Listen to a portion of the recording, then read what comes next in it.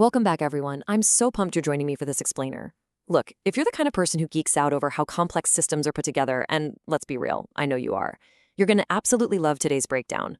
We're doing things a bit differently. Instead of looking at a platform from, a super high-level marketing perspective, we're actually going to use a single everyday web page as a lens. A lens to explore the truly massive global scale of the GitHub ecosystem. We're literally going to reverse engineer this giant machine just by looking at the anatomy of one specific repository page. Okay, let's dive into this.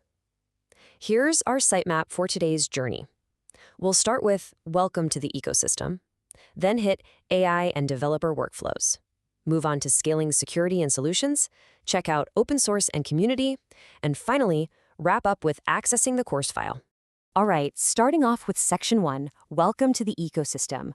We're navigating a vast digital tech landscape here. So when you land on a GitHub page, right? Those top navigation menus, they aren't just simple links. Think of them more like interconnected cities within this huge technological landscape. And what's really wild about the source material we're digging into today is that a single repository page reveals the entire architecture of a global developer platform.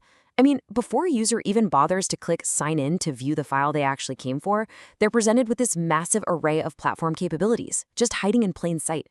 Right there in the header menu, we get the entire blueprint of how modern software is built, secured, and distributed worldwide.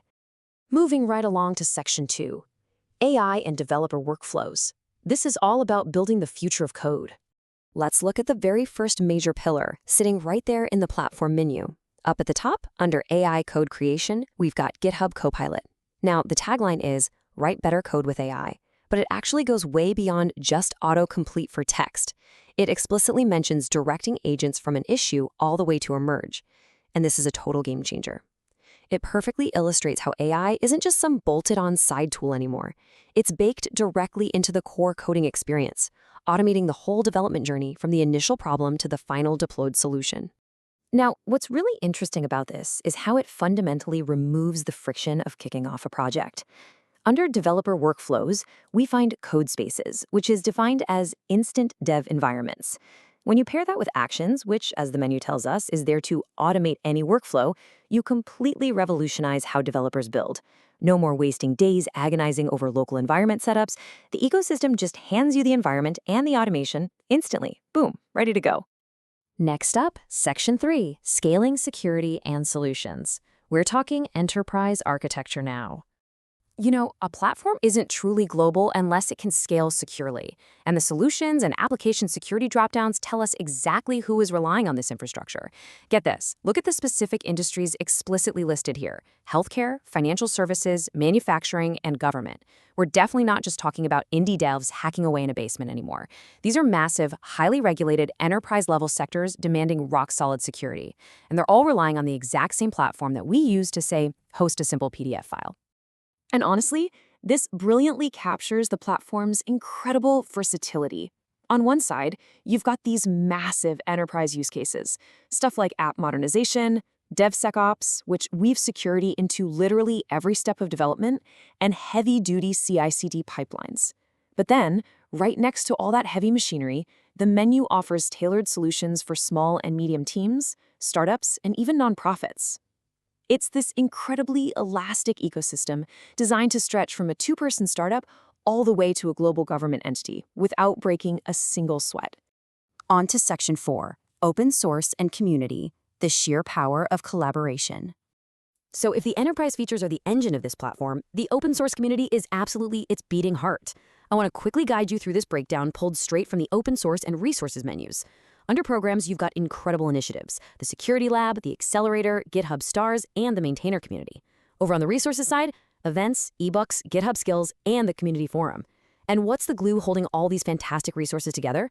Right at the top, the menu highlights GitHub sponsors, allowing the community to directly fund the open source developers, making the whole shebang possible. It's literally a self-sustaining digital society.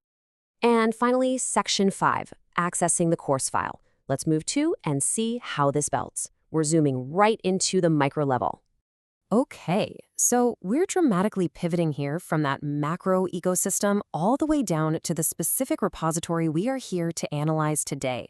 So I gotta ask you, After navigating this massive AI-powered, enterprise-grade global ecosystem, what exactly are we here to find? What is the specific digital artifact just sitting right in the middle of all this architecture? 33. That's the number of stars this specific public repository has received from the community. It's a repository named Bits Wilp Cloud Computing, and 33 people out there found it valuable enough to essentially bookmark and endorse it. 42. Now, this number represents the forks. That means 42 different times someone in this vast ecosystem stumbled upon this specific cloud computing project, copied it straight to their own workspace, and potentially built upon it. That right there, that is the open source ethos in action, just on a micro scale. To actually find our target, we just follow the breadcrumb trail provided in the user interface. It's literally like a treasure map leading directly to a student's destination. First, we start with the user, Samrat P. Then we enter the repository, Bits Wilp Cloud Computing. Next, we open the folder named Network Fundamentals for Cloud. And finally, we arrive at our file 030-distance vector routing with example.pdf. And the interface even hands us the history metadata for this specific digital coordinate. 3 years ago, the latest commit, labeled with the hash EAE8FF9, was made by the user Samrat P. The action? Simply add files via upload. Actually, think about that for a second. For 3 entire years, this static file has been sitting safely in this exact spot, flawlessly preserved by the massive ecosystem we just finished exploring.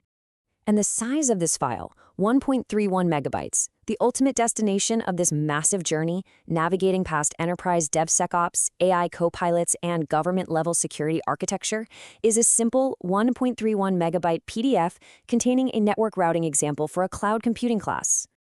So here is the absolutely crucial takeaway. How does a simple 1.31 megabyte course file change your perspective when you realize it's housed inside a global AI-powered developer ecosystem? We click links, we download PDFs, and we navigate repositories every single day without a second thought. But the next time you go to download a tiny file, I really want you to take a second and look at the menus at the top of the screen.